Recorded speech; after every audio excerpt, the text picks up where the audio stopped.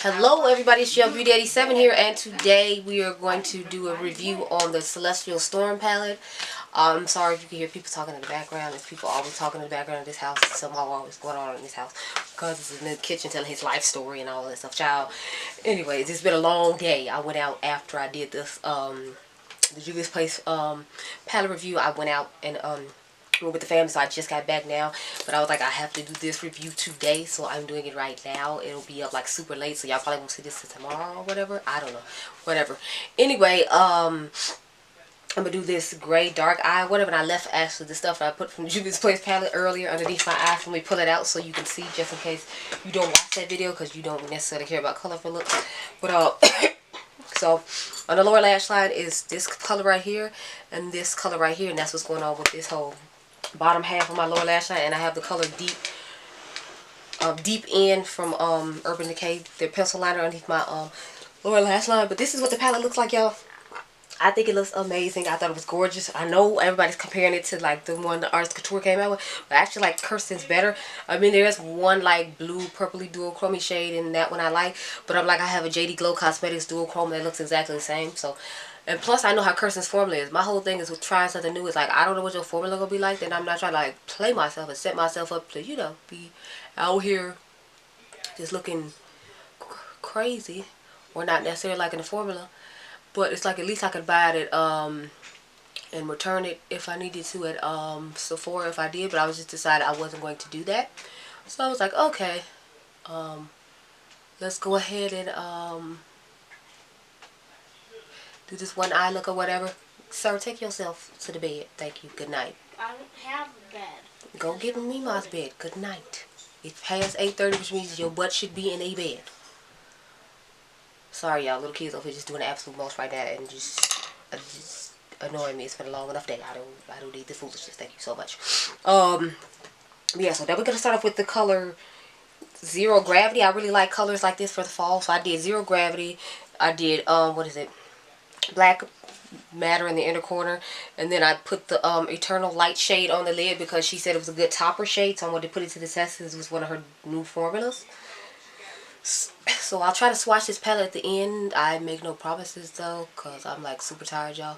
I went to bed at like, I want to say like 4 in the morning, and I got up at like 12, and then I still had to get my grandma over here and do a whole bunch of other errands. And the day before that I really didn't get any sleep, because like I never really get any sleep. I feel, you know, like I'm always drained and tired, and it doesn't help that I'm sick and still trying to do all this stuff, so it's a lot.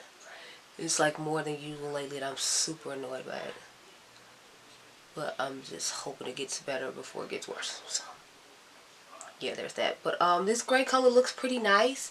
I love smoky like tones like this or whatever, so y'all know I'm all here for this palette or whatever, because like the smokiness is definitely a vibe. I'm definitely here for it. I'm sorry I'm not doing a more intricate look. I'll try to do a more intricate look on what do you call it, IGTV. I need to catch up on that because I still didn't do the Baby Got Peach palette over there yet. But I did do I forgot what palette I did yesterday. Yeah, I legit forgot which one it was. I'm just taking Dark Matter, putting it in the inner corner now, and then I'm just wipe this other color on the lid, and then we will I guess swatch some colors. I want to swatch some of my favorite ones, so y'all know it's going to be the blues, purples, pink. I already put some of the other favorite colors on my lid. These ones I have on now. This is the new topper shade she was talking about. This is called Eternal Light. That's what it looks like.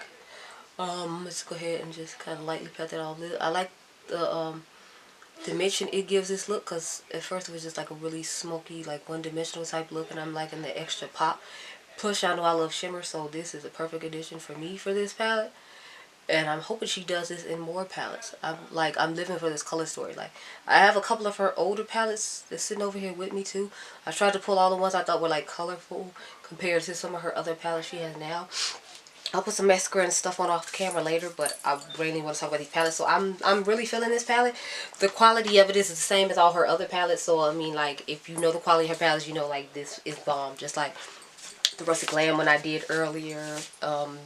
I think like a couple of months ago or something. This one came out a little earlier, but I was like behind getting it. And I was so glad I waited because she ended up having a 25% off sale, I think. And then I got the whole bundle and brush set for like $70 something, so I was happy about that. But like, see, she always has these weird and unique type color stories. Now, you can usually use the palette on your entire face, but I think I guess she's getting out of that phase or whatever, because this palette, I don't feel like it's wearable all over my face. Like, maybe I can use, maybe someone lighter than me can use this as a bronzer.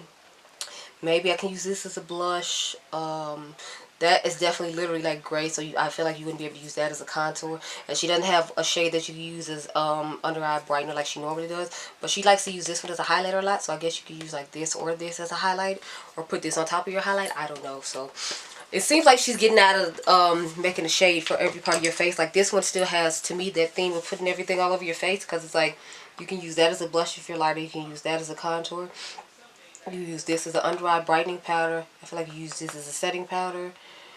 I feel like, because my skin tone, I can use this one as a highlighter. So it's like, I felt like with her other palette, she did that, and it's not happening anymore. But, you know, I'm still okay with it. This palette, I really like the color story of this palette, but I feel like it doesn't perform as well as the other ones.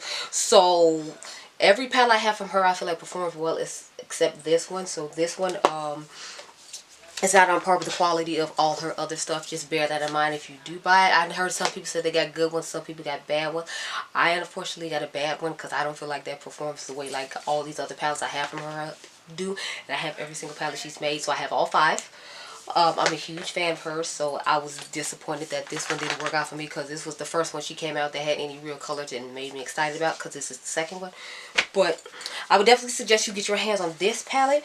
They had a 25% off sale recently, which made it $33 instead of however much it normally is, $44, because it was 25% off.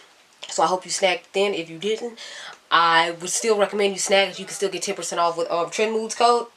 So I definitely recommend you get this palette. I'm going to use some more of these colors later on. Of course, I'll probably try to do a combination with this one, this one, this one, and then just do something with these, or maybe something with this, or maybe I'll just use this side and save this for another time, because I feel like I've done a lot of blue and purple looks. I can link some above or down below, or at the end cards or whatever. I don't know. I just do stuff like that at random. But anyway, the point is, I recommend this palette. I definitely think you should get your hands on this palette. I'm obsessed with this palette. I like all Kirsten's palettes.